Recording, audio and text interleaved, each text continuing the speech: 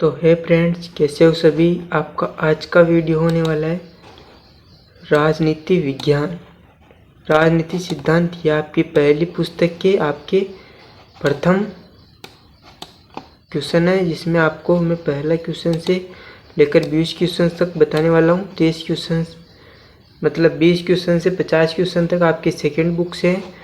तो वीडियो शुरू करते हैं। आपका पहला क्वेश्चन आप देख लो, आपकी स्क्रीन पर है।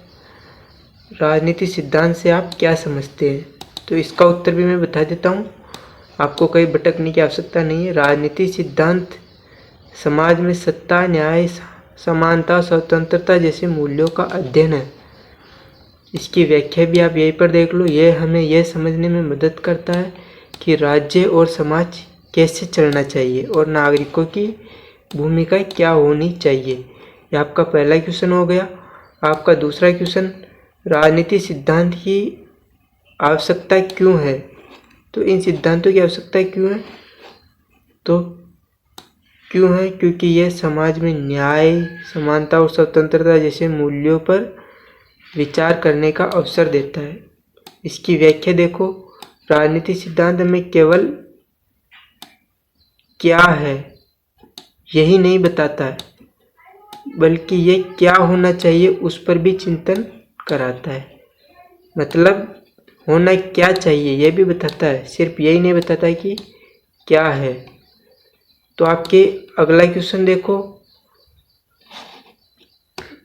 अगला क्वेश्चन आपका, स्वतंत्रता क्या है? स्वतंत्रता, तो स्वतंत्रता का अर्थ है बिना किसी सूचित बाधा के अपने विचारों और कार्यों को करना। व्याख्या है, इसमें दूसरों के अधिकार का सम्मान करना भी शामिल है, ताकि समाज में सामूहिक स्वतंत्रता बनी रहे। आपका नेक्स्ट क्वेश्चन है चौथा, समानता से आप क्या समझते हैं? समानता का अर्थ है सभी को अवसरों और अधिकारों में बराबरी प्रदान करना। व्याख्या है, इसमें सामाजिक, आर्थिक और राजनीतिक समानता शामिल है। तो इस समानता का अधिकार आप समझते होंगे, आपके मूल अधिकारों में यह आता है। तो अगला क्वेश्चन आपका, न्याय का अर्थ क्या है? ये छोटे छोटे क्वेश्चन है। अब आपके बड़े क्वेश्चन आने स्टार्ट हो जाएंगे 10वीं क्वेश्चन से। न्याय का अर्थ है सभी के साथ उचित व्यवहार करना और उसके अधिकारों की रक्षा करना। व्याख्या है, न्याय सामाजिक, आर्थिक और राजनीतिक क्षेत्रों में समान अवसर प्रदान करता है। यह आपका न्याय के बारे में हो गया था। धर्मनिरपेक्षता क्या है? यह क्वेश्चन बहुत इम्पोर्टेंट है, इसके आप वेरी इम्पोर्टेंट मार्क कर लेना अगर हो सके तो, मतलब इसे याद कर लेना। धर्मनिरपेक्षता का अर्थ है राज्य का सभी धर्मों में समान दूरी बनाकर चलना। इसकी व्याख्या है, इसमें राज्य किसी धर्म का पक्ष नहीं लेता और सभी नागरिकों को धार्मिक स्वतंत्रता देता है। यह आपका छठा क्वेश्चन हो गया। आपका सातवां क्वेश्चन से देखो, नागरिकता किसे कहते हैं? नागरिकता वह स्थिति है जिसमें व्यक्ति को राज्य के अधिकार और कर्तव्य प्राप्त होते हैं। तो इसकी व्याख्या देखो, नागरिकता से व्यक्ति को राजनीतिक अधिकार और सहभागिता का अवसर मिलता है। तो आपका आठवां क्वेश्चन, राष्ट्रवाद से आप क्या समझते हैं? तो राष्ट्रवाद वह भावना है जिसमें लोग अपने राष्ट्र के प्रति निष्ठा और प्रेम रखते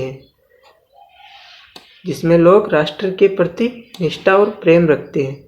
इसकी व्याख्या है, यह एकता, अखंडता और स्वतंत्रता की रक्षा का भाव उत्पन्न करता है।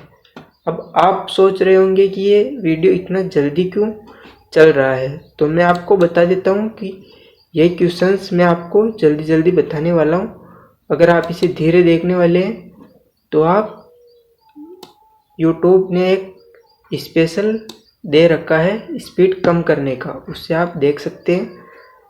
तो आप मैं जैसे बता रहा हूँ वैसे देख ले जल्दी जल्दी। इसमें आपकी भलाई है क्योंकि वीडियो बहुत लंबा होने वाला है। विकास का अर्थ है जीवन स्तर, शिक्षा, स्वास्थ्य और समानता में सुधार। व्याख्या वास्तविक विकास वही है जो सबको लाभ पहुंचाए। केवल आर्थिक वृद्धि ही पर्याप्त नहीं है। विकास में केवल आपके पास धन हो यही आपके पर्याप्त नहीं है। वास्तविक विकास वही है जिसमें आप सबको लाभ पहुंचाए, उसे या हम क्या कहते हैं, विकास, डेवलपमेंट कहते हैं। तो आपका 10वां क्वेश्चन, लोकतंत्र की विशेषता लिखिए। तो विशेषताएं ये कुछ, जनता की सहभागिता, दूसरा स्वतंत्रता और निष्पक्ष चुनाव, मौलिक अधिकार। मौलिक अधिकार कितने आपके? 6 है। 7 थे पहले, एक को हटा दिया। जिसको हटा दिया उसका नाम आप मुझे कमेंट में बताना। कानून का शासन, ये आपकी 4 व्याख्या। लोकतंत्र नागरिकों को बराबरी और स्वतंत्रता प्रदान करता है तथा सरकार को जवाबदेह बनाता है। तो ये आपके 10 क्वेश्चन कंप्लीट हुए। आपके पुस्तक भारतीय संविधान का निर्माण, या आपका कुछ टॉपिक है। तो आपकी 11वीं क्वेश्चन से स्टार्ट करते हैं।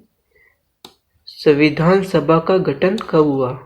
कलर बदल लेते हैं जिससे आपको समझ में अच्छे से आए। संविधान सभा का गठन दिसंबर 1946 में हुआ। 9 दिसंबर है शायद, है ना? आप और देख लेना, 9 दिसंबर। इसमें स्वतंत्र भारत का संविधान तैयार किया। इसकी व्याख्या देखो, इसने स्वतंत्र भारत का संविधान तैयार किया। 26 जनवरी 1950 को ये लागू हुआ था। वैसे संविधान का ब्लूप्रिंट पहले से तैयार कर दिया गया था, उसका नाम था नेहरू रिपोर्ट। नेहरू रिपोर्ट के अंदर आपका ब्लूप्रिंट बनाया गया था जिसे लागू नहीं किया गया था। आपका 12वां क्वेश्चन है, भारतीय संविधान के निर्माण में कुल कितने सदस्य थे? तो 299 सदस्य थे। व्याख्या, इनमें प्रांतों और रियासतों से चुने हुए प्रतिनिधि शामिल थे। तो आपके अगला क्वेश्चन देखो, 13वां, भारतीय संविधान के अध्यक्ष कौन थे? तो डॉक्टर राजेंद्र प्रसाद। उन्होंने संविधान सभा का संचालन किया और स्वतंत्र भारत के प्रथम राष्ट्रपति बने। आपका अगला क्वेश्चन, संविधान निर्माण समिति ड्राफ्टिंग कमेटी के अध्यक्ष कौन थे? तो डॉक्टर भीमराव अंबेडकर। अच्छा, ये राजेंद्र प्रसाद जी जो सर्वप्रथम राष्ट्रपति बने थे वो निर्वाचन से बने थे या मनोनीत से बने थे? ये मुझे आप बता देना। इन्होंने संविधान को लिखित रूप देने में महत्वपूर्ण भूमिका निभाई, इसलिए इन्हें संविधान निर्माता कहा जाता है। वैसे संविधान लिखा किसने था? तो आपका संविधान लिखने वाले व्यक्ति का नाम आपको बाद में पता चलेगा। मैं आपको हिंट दे देता हूँ, उसने हर पेज पर अपना और अपने पिता का नाम लिखा हुआ है, मतलब उन्होंने लिखा था, ये उनकी शर्त थी। और इटैलिक में इंग्लिश में लिखा था आपके जो संविधान है वो। तो संविधान सभा ने कितने समय में संविधान तैयार किया? तो इसके लिए 2 वर्ष 11 माह 18 दिन। 2 वर्ष 11 माह 18 दिन। यह एक लंबी, विस्तृत और विचारपूर्वक प्रक्रिया थी। भारतीय संविधान कब लागू हुआ? 26 जनवरी 1950। इस दिन को गणतंत्र दिवस के रूप में हम मनाते हैं, ये तो आपको पता है। भारतीय संविधान की प्रस्तावना में किन मूल्यों का उल्लेख है? उत्तर है संप्रभुता, समाजवाद, पंथनिरपेक्षता, लोकतंत्र और गणराज्य। ये आपके शामिल है, इनका उल्लेख आपको मिलता है। तो यह मूल्य भारत के लोकतांत्रिक ढांचे की नींव है। लोकतांत्रिक है ना, ये शब्द बार बार आता है, लोकतांत्रिक। इसका अर्थ आपको पता होना चाहिए। तो आपका 18वां क्वेश्चन है, मौलिक अधिकार कितने हैं?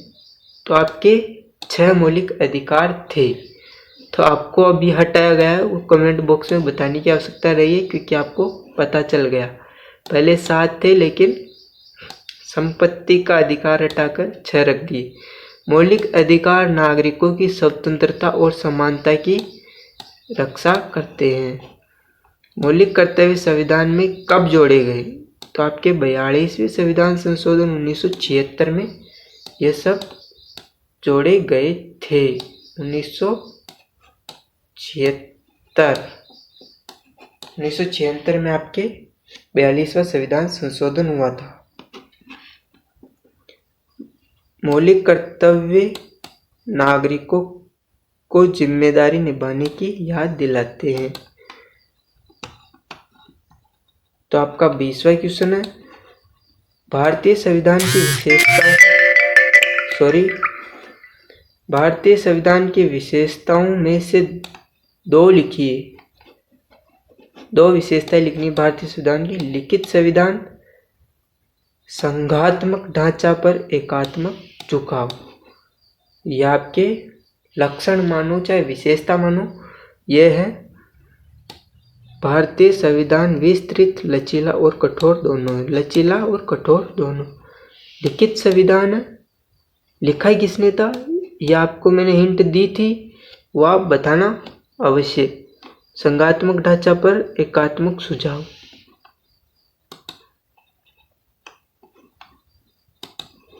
आपका अगला क्वेश्चन है, राजनीति सिद्धांत, पॉलिटिकल थ्योरी।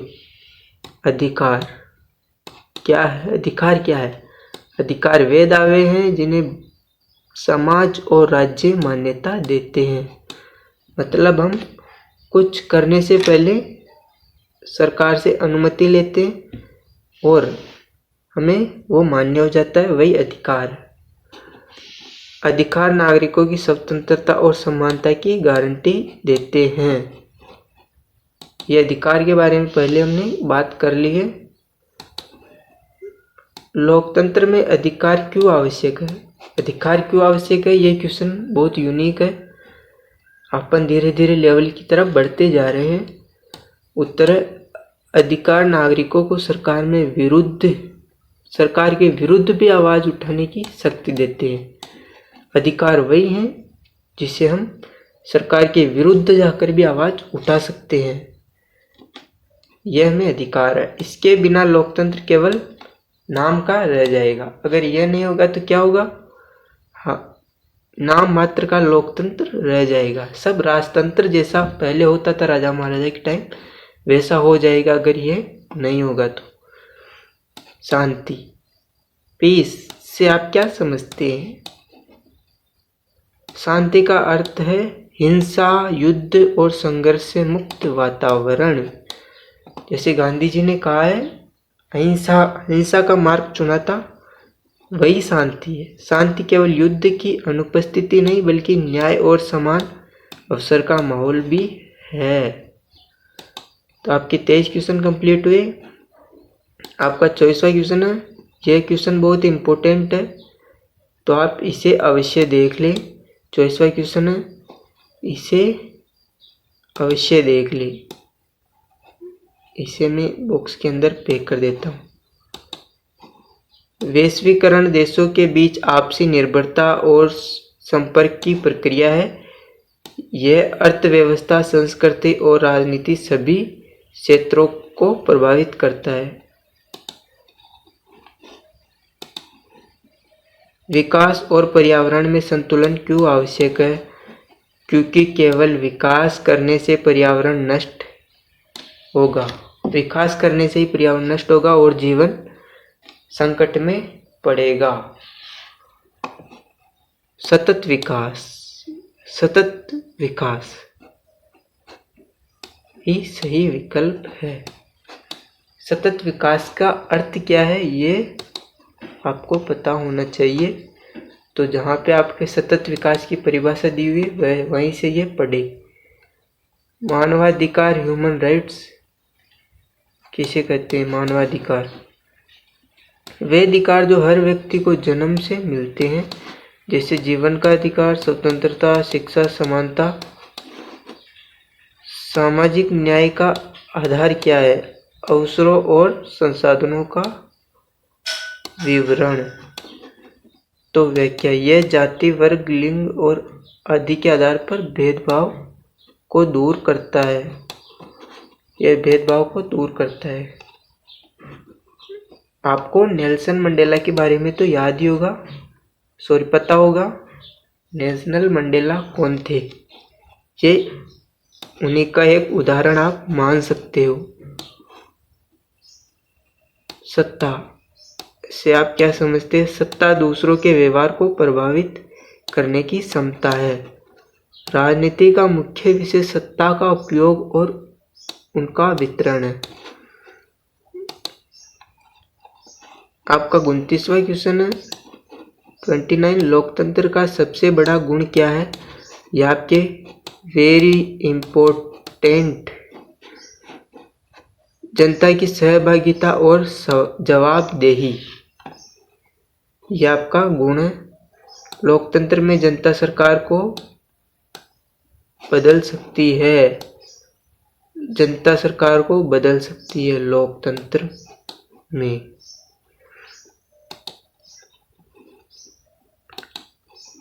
लोकतंत्र में विपक्ष की भूमिका क्यों महत्वपूर्ण है? विपक्ष सरकार की नीतियों की आलोचना करता है और सुधार का सुझाव देता है। इससे लोकतंत्र संतुलित और जवाबदेह रहता है। अगर विपक्ष नहीं होगा तो उन्हें सत्ता से हटने का कोई डर ही नहीं होगा सरकार को। अगर विपक्ष है तो उनको भी डर बना रहता है कि सत्ता अपने हाथ से कहीं चली ना जाए विपक्ष के पास। तो आपका अगला टॉपिक है भारतीय संविधान का निर्माण। 31वें क्वेश्चन से, भारतीय संविधान को दुनिया का सबसे लंबा संविधान क्यों कहा जाता है? क्यों कहा जाता है? क्योंकि इसमें विस्तृत विषय वस्तु और 448 मतलब 448 अनुच्छेद है। इसमें विभिन्न देशों के संविधानों से भी प्रावधान लिए गए हैं। दूसरे देशों से भी प्रावधान इसमें शामिल है। संविधान में संशोधन की प्रक्रिया कैसी है? ये लचीली और कठोर दोनों है। ऐसे ही हर कोई इसमें संशोधन नहीं कर सकता है। व्याख्या है, कुछ संशोधन साधारण बहुमत से, कुछ विशेष बहुमत से, कुछ राज्यों की सहमति से होते हैं। वैसे संविधान में संशोधन करने का अधिकार राष्ट्रपति के पास में ही होता है। राष्ट्रपति जो कहता है वही लागू होता है।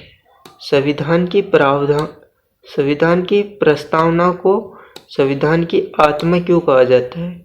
क्योंकि ये संविधान के उद्देश्य और मूल्यों को बताती है। इसकी व्याख्या प्रस्तावना में बताती है कि भारत कैसा राज्य होगा। ये भारत कैसा राज्य होगा मतलब भारत तो कोई राज्य है ही नहीं, तो ये मिसप्रिंट हो गया। भारत कैसा देश होगा, ऐसे है। भारत में राज्य है, राज्य भारत नहीं है। संघीय व्यवस्था का क्या अर्थ है? शक्ति का बंटवारा केंद्र और राज्यों के बीच, ये संघीय व्यवस्था है। भारत में संघीय ढांचा है लेकिन केंद्र को अधिक अधिकार मिलता है। केंद्र सरकार को अधिक अधिकार मिलते हैं, जैसे उनकी सैलरी भी राज्य सरकारों से अधिक होती है। जैसे केंद्र में जो मुख्यमंत्री है उनकी सैलरी अधिक होती है। जैसे हमारे यहाँ पे राजस्थान की बात करें तो राजस्थान में मुख्यमंत्री की सैलरी कितनी होती है? 75,000, जबकि वहाँ पर अधिक होती है। मूल अधिकार और नीति निदेशक तत्व में अंतर है। क्या क्या अंतर है? मूल अधिकार न्यायालय द्वारा सुरक्षित है, नीति निर्देशक तत्व राज्य की नीति के लिए मार्गदर्शक है। व्याख्या देखो, अधिकार नागरिकों के लिए नीति निर्देशक तत्व राज्य के लिए है। तो आपका 36वां क्वेश्चन देखो, समाज नागरिक संहिता क्या है? सभी नागरिकों के लिए समान कानून होना, चाहे धर्म कोई भी हो, यह संघीय संविधान के नीति निर्देशक तत्वों में शामिल है। अगला क्वेश्चन देखो, मैं जल्दी करवा देता हूँ। अनुच्छेद 370 किससे संबंधित है? यह जम्मू कश्मीर को विशेष राज्य दर्जा 2019 में इसे समाप्त कर दिया गया। यह आपको पता होगा। यह तो स्वतंत्र भारत का पहला आम चुनाव कब हुआ? 1951-52 में हुआ था। इसमें कांग्रेस पार्टी को बहुमत मिला और नेहरू पहले प्रधानमंत्री बने। तो जब यह हुआ था तो कांग्रेस पार्टी का ये बना था, तो मुस्लिम लीग वाले बुरा मान गए थे और अलग से देश बनाने की बात करने लगे। तभी से पाकिस्तान वालों का पाकिस्तान अलग हो गया। तो उनके 73 सदस्य थे, वो यहाँ से चले गए। तो आपातकाल इमरजेंसी के प्रावधान कहाँ से लिए गए? जर्मनी के संविधान से लिए गए। भारत में आपातकाल 3 प्रकार के होते हैं, राष्ट्रीय, राज्य और वित्तीय। यह आप याद करना, इम्पोर्टेंट। तो आपका 40 क्वेश्चन है, भाषा संबंधी प्रावधान संविधान में क्यों महत्वपूर्ण है? भारत एक बहुभाषी देश है। संविधान ने हिंदी को राजभाषा और अंग्रेजी को सहभाषा के रूप में दर्जा दिया है। तो आपका अगला टॉपिक और अगला ये पॉलिटिकल थ्योरी और कॉन्स्टिट्यूशन। लोकतंत्र में स्वतंत्र न्यायपालिका का महत्व क्या है? यह नागरिकों के अधिकारों की रक्षा करती है। लक्ष्य, स्वतंत्र न्यायपालिका सरकार की शक्तियों पर नियंत्रित रहती है। तो ये पंचायती राज व्यवस्था कब लागू हुई? 73वें संविधान संशोधन 1992 में हुई थी। इस समय प्रधानमंत्री कौन थे? राजीव गांधी। इससे ग्रामीण स्तर पर लोकतंत्र मजबूत हुआ। आरक्षण नीति का उद्देश्य क्या है? तो पिछड़े वर्ग को और कमजोर समूह को अवसर मिलना चाहिए। यही आपका आरक्षण नीति का उद्देश्य। इसमें सामाजिक और शैक्षणिक समानता बढ़ती है। राष्ट्रपति का चुनाव कैसे होता है? मैंने आपको पहले बताया था, निर्वाचन से होता है। निर्वाचन मंडल द्वारा सांसद और राज्य के विधायक इन्हें चुनते। सेम प्रणाली आपके राज्यपाल में होती है। यह प्रत्यक्ष चुनाव प्रणाली है। संसदीय प्रणाली की विशेषता लिखिए। 45वां क्वेश्चन, इसका उत्तर, कार्यपालिका विधायिका के प्रति उत्तरदायी होती है।